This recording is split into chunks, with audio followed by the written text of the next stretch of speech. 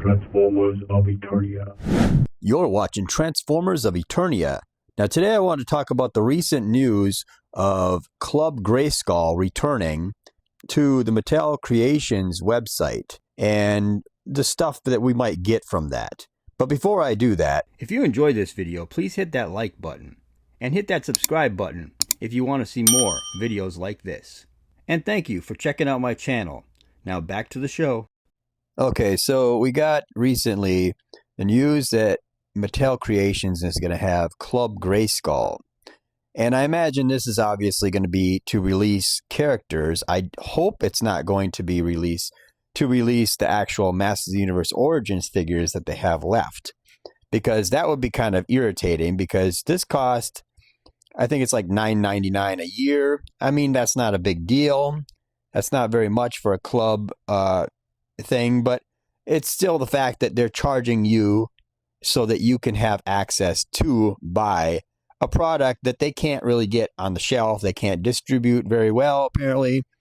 So it's like, it's just adding to the cost and the problem of collecting Masters of the Universe figures. And this kind of reminds me of Matty Collector or whatever back in the day with classics when I didn't collect them because all I heard was nightmares with that.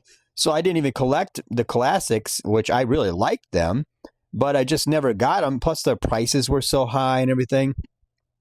So I just never got the things because of the website issues and how hard it was on the fans back then. Well, this just kind of reminds me of they're going back to that old business model, and it just feels like it's getting harder and harder to be a collector as the Origins original characters start to kind of whittle down now. But anyway, this is what we're getting here. This is what it says. It's like a member-only figure will debut at Mattel Creations, revealed on March 6th. He's an extremely powerful character from Eternia's prehistoric past. Can you guess who this is? Well, I have a few guesses. I know other people on the internet probably have better guesses than mine because I'm not like the best YouTuber, but you know, I think that they're going to be characters that we've already kind of might have already seen, or characters that they wanted to get out, just that they just didn't know how to release it or something. I don't know. So of course, the first thing that I imagine that they're going to go for is Hero. And I mean, he's been on artwork, on boxes and stuff. Obviously not on boxes of anything that I bought because it costs too much for that whole Eternia playset and everything.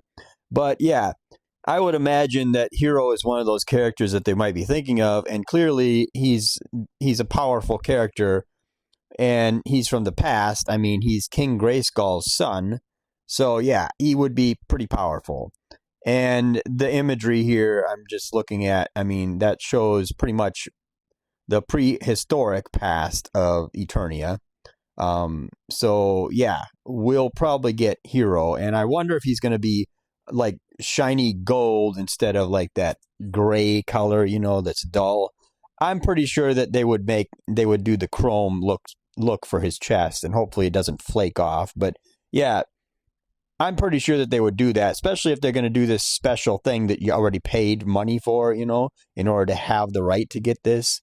But yeah, this is Hero, whatever, Super 7 or whatever. Anyway, and also I included Eldor on there because he's an older character. He's a character from around that period of time, obviously. So I feel like they want to get that character out too.